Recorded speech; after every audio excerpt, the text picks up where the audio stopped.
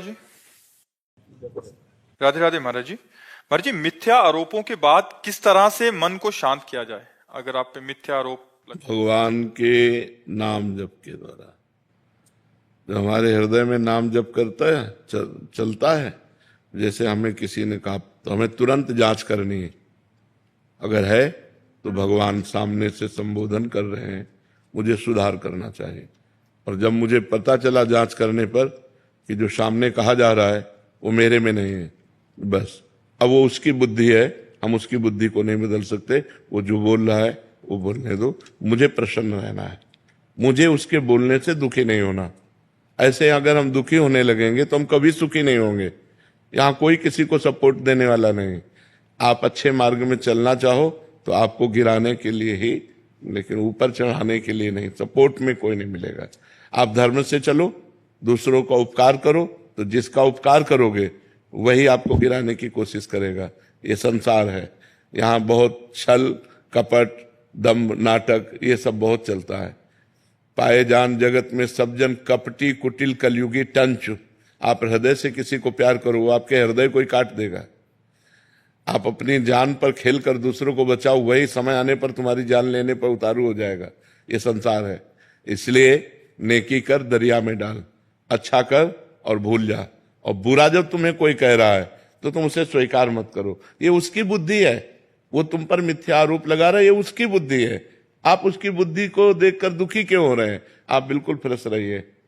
ये बिल्कुल, अगर हमको कोई कह रहा है कि ये चोर है तो मुझे पहले देखना चाहिए कि मेरे में चोरी की कोई बात तो नहीं है। अगर है तो भगवान सामने से हमें संबोधन करने सुधरना चाहिए, बुरा नहीं मानना चाहिए। अगर मेरे में चोरी नहीं तो फिर मैं बुरा क्यों मानूं? फिर तो मुझे प्रसन्न होना चाहिए। तो इसलिए मिथ्यारोप तो करेंगे ही। जगत है, बड़े बड़े संतों को नहीं छोड़ा, भगवान को नहीं छोड़ा, तो आपको कैसे छोड़ देगा संसार? बड़े बड़े संतों को नहीं छोड़ा, भगवान को नहीं छोड़ा। इसलिए अपने को प्रसन्न रखना है, अपने को रखना है, अपने को इनकी बातों में आकर के दुखी नहीं होना है। महाराज जी, अगर हम किसी विभाग में हैं जहां हमें सफाई देने की आवश्यकता, वहां तो दे सकते, पूरी देनी चाहिए। और जब सफाई देने पर भी बात न बने तो अपनी कट्टरता पे लगे, जो होना होगा वही होगा, इसके अलावा नहीं होगा। हम ऐसे मिथ्या आरोपों पे या ऐसे छल कपट वालों के नीचे दबने वाले नहीं, बहुत मतलब मजबूत रहना चाहिए। इसीलिए कह रहे नाम जप करो। जब भगवान का भरोसा होगा तो छाती चौड़ी करके बात करोगे, और इंसान का भरोसा होगा कि साहब अगर हमको हटा दिए तो नौकरी चली जाएगी। अगर ये साहब थोड़ी, साहब का साहब है वो, अगर वो चाहेगा तो सब मंगली बन जाएगा। इसकी क्या बात है? इसलिए मस्त रहो, नाम जप करो। आकर्ष राधे राधे मेरी लाडली जी। महाराज जी, मैं एक विद्यार्थी हूँ। लाडली जी की कृपा से मैंने आपकी यूट्यूब के माध्यम से सत्संग और एकांतिक वार्तालाप सुने हैं। गुरुदेव भगवान, मैं आपके लिए वो हर एक चीज करना चाहता हूँ जिससे आप हमेशा खुश रहें, और मेरी ये दिली इच्छा है कि मैं आपसे मित्रता कर, ताकि मैं सारी वो बातें करूं, क्या बातों को ध्यान रखूं जिससे आप प्रसन्न रहें। सबसे पहली बात है कि आप गर्लफ्रेंड आदि के चक्कर में मत पड़िएगा। ब्रह्मचर्य धारण कीजिएगा, राधा नाम जपिएगा, माता पिता का आदर कीजिएगा, बस इसी से हम प्रसन्न हो जाएंगे और इसी से तुम्हारी जीवन की उन्नति हो जाएगी। ठीक है? अब अपनी श्रीमुख से मुझे राधा नाम जप। राधा राधा राधा राधा। पंडित गौरव शर्मा जी, दाऊ जी से राधे राधे। महाराज जी, महाराज जी, मैं किसी विशेष संप्रदाय के गुरुजी से दीक्षित नहीं लिया हूं, मतलब कहीं से लिया हूं, बट ऐसे में क्या हमको सांप्रदायिक से ही दीक्षा लेनी चाहिए या गुरुदेव ने जो? संप्रदाय का तात्पर्य होता है मार्ग। किसका प्रश्न है? GT road.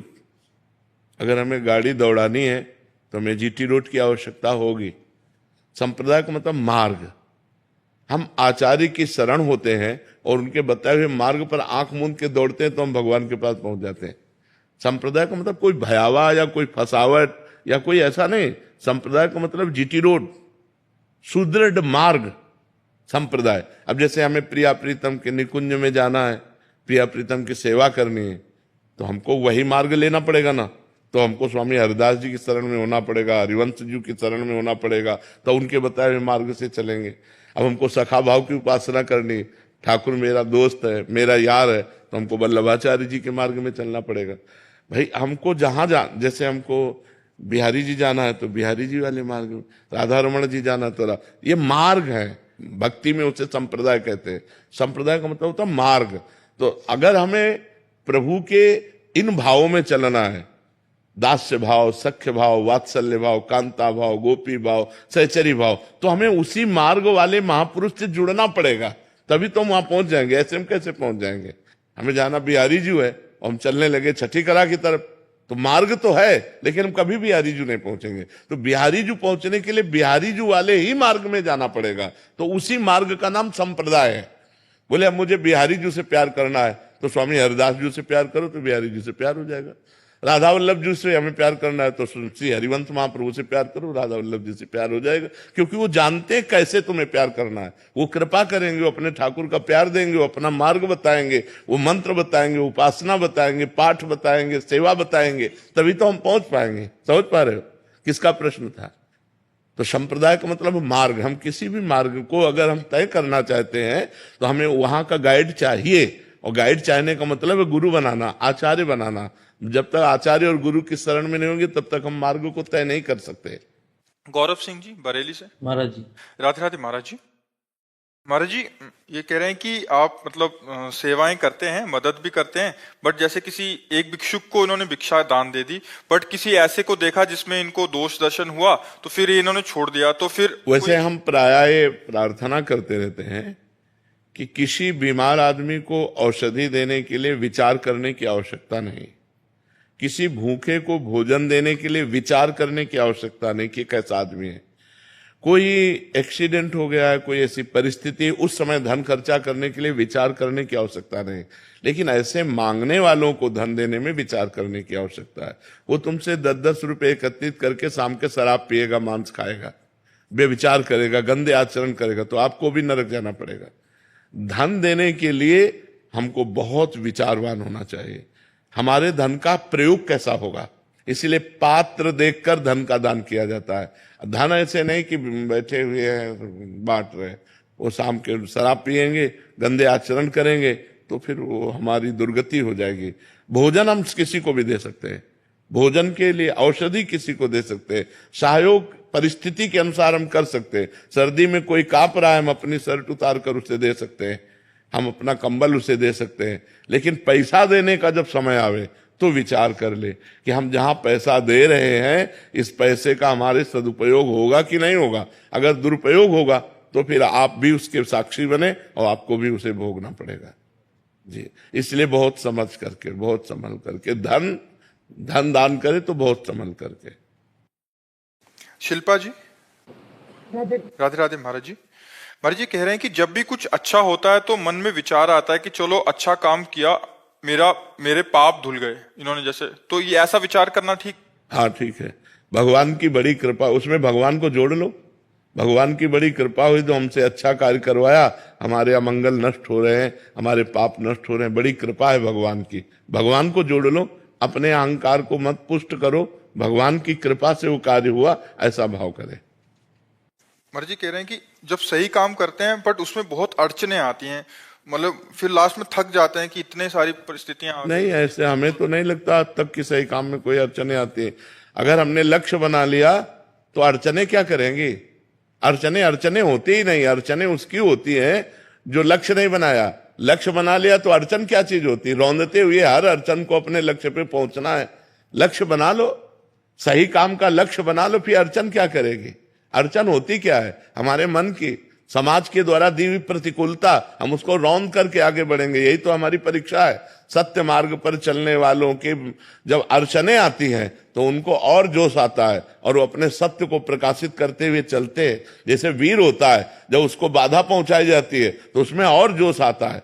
कायर पुरुष होता है तो पीठ दिखा के भाग जाता है। तो अड़चनों से हमें हारना थोड़ी है, अड़चनों से हमें भिड़ना है, हमें संघर्ष करना है। हमें संघर्ष करने के लिए मानव जीवन मिला है और कोई भी ऐसा नहीं जिसको संघर्ष न करना पड़े। संघर्ष करके हम विपत्ति, दुख, अड़चनों को परास्त करें और भगवान तक पहुंचे, यही हमारे मानव जीवन का लक्ष्य है। कुमार अंशुमान जी प्रयागराज से। राधे राधे।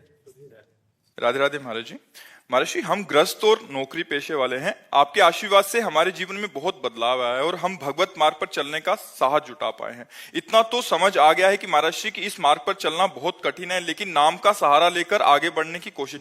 कठिन तब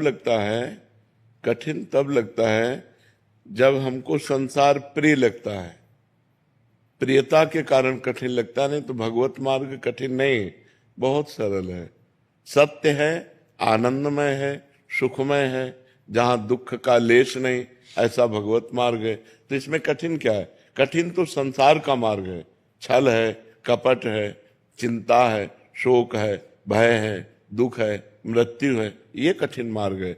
लेकिन इसको हम सरल समझ रहे हैं। विचार करके देखिए, सुखद मार्ग कठिन कैसे हो सकता है? दुखद मार्ग सरल कैसे हो सकता है? हम आपसे मित्रता करें, आप हमारे साथ कपट कर दें, छल कर दें, अविश्वास कर दें, लेकिन भगवान नहीं। भगवान अमंगल नहीं कर सकते, मंगल भवन है। विश्वास करो, हर क्षण है, सर्वत्र है तो यहां भी है, सब समय है तो इस समय भी है, सब में है तो मेरे में भी है, सबके हैं तो मेरे भी है। इसलिए भगवान का मार्ग कठिन लगता है पर कठिन है नहीं। संसार का मार्ग सुखद लगता है पर बहुत कठिन है।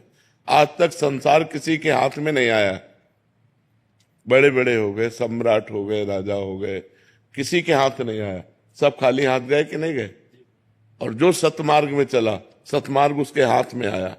भजन, साधन, तपस्या, लोकांतर में जहां भी जाएगा उसका सम्मान होगा, वो सुख प्राप्त करेगा। लेकिन जिसने अध्यात्म को स्वीकार नहीं किया, केवल लौकिक मार्ग को स्वीकार किया, मरने के बाद उसके हाथ क्या है?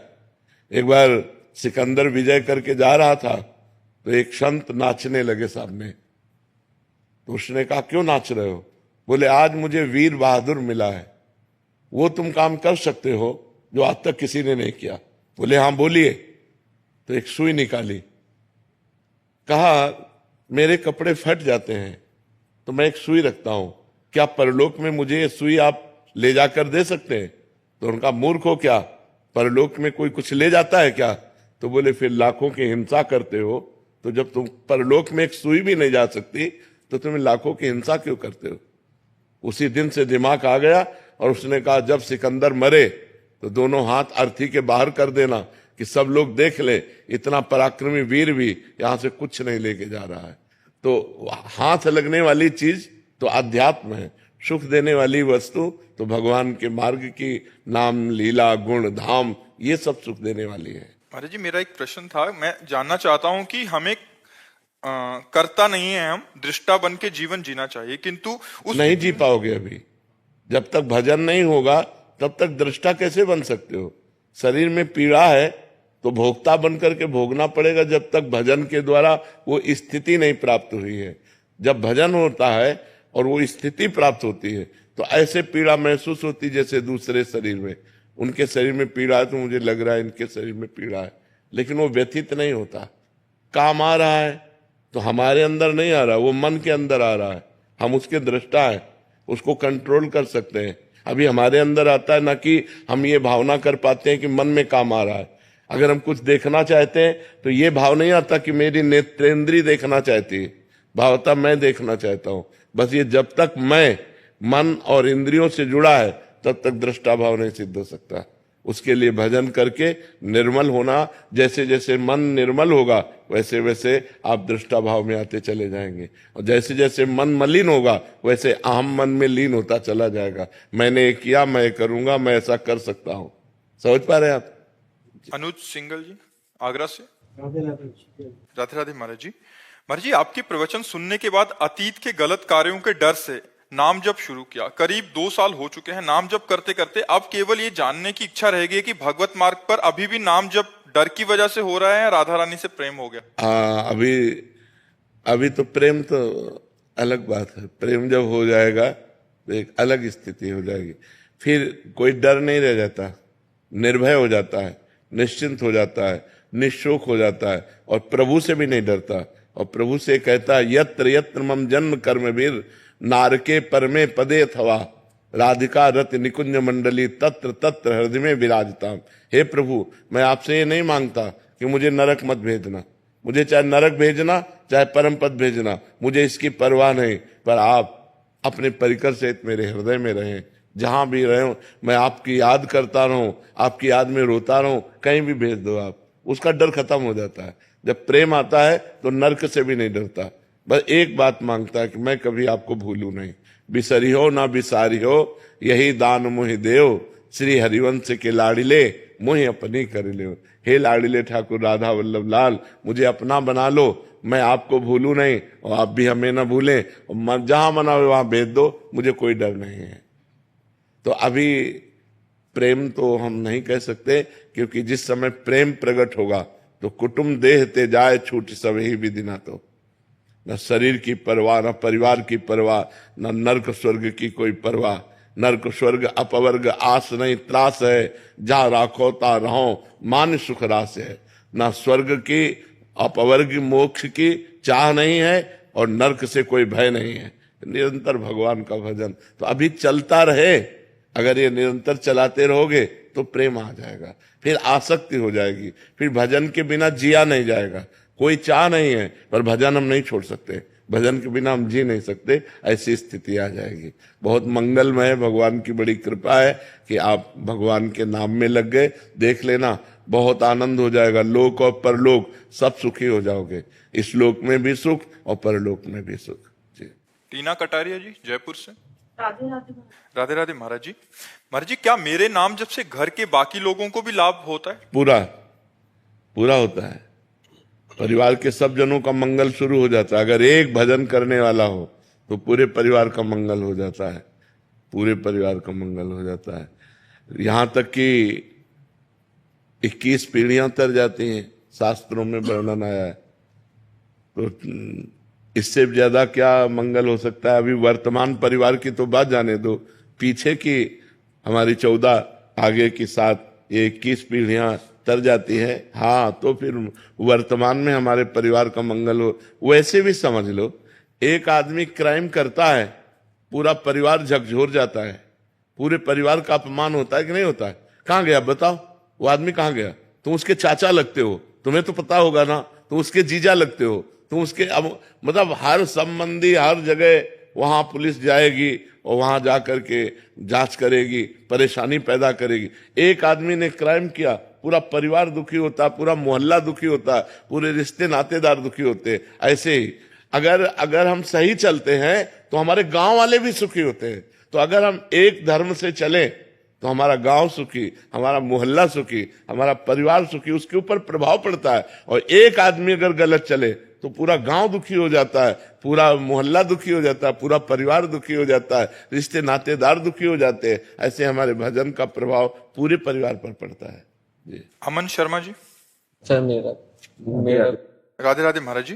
महाराज जी, आपके पास जैसा मरीज आता है आप उसको वैसी दवा देते हो। महाराज जी, आपसे ब्रह्म ज्ञान की बात करता है कोई तो उसे वैसा बताते हैं, भक्ति की बात करता है तो भक्ति बताते हैं, कोई भगवत प्राप्ति के लिए आता है तो भगवत प्राप्ति। महाराज जी, मैं चाहता हूं कि श्री जी का प्रेम और शरीर छूटने के बाद जैसे आप श्री जी के पास जाएंगे, महाराज जी मुझे भी वैसे ही जाना है। महाराज जी मुझे वैसे चलना पड़ेगा ना, वैसे चलना पड़ेगा।